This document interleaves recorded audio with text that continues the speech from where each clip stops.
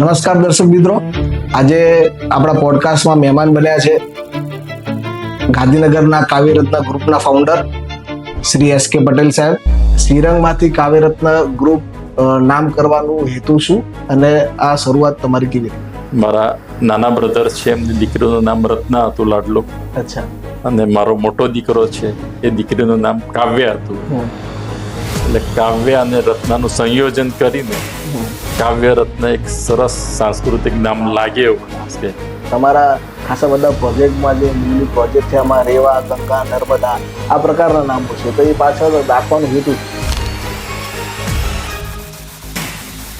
તો મેં તો જ્યારે 25 વર્ષ નર્મદાના તટે જીએફસી ખાતે ગાર્યા છે હોય તો મારે નામ લઈને કેમ આગળ નહીં બધું.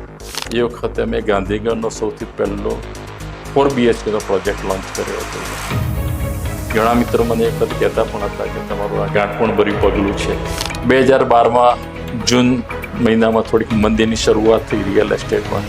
2026માં હાલ રિયલ એસ્ટેટની શું કન્ડિશન છે અને ફ્યુચર તમે એને કઈ રીતે જોઈ રહ્યા છો, અને એ સિવાય એની સાથે સાથે ગિફ્ટ સિટીની શું ભૂમિકા રહી શકે ફ્યુચરની?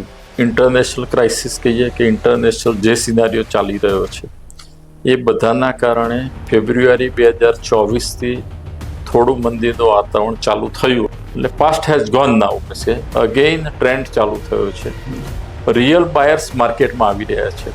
એટલે અત્યારે દરેકને સેલિંગનું પ્રેશર છે પણ મળે છે. અમદાવાદ અને ગાંધીનગરની તુલના કઈ રીતે કરી શકાય રોકાણકારો માટે? આ બેસ્ટ ઓપ્શન છે કે નહીં ગાંધીનગર?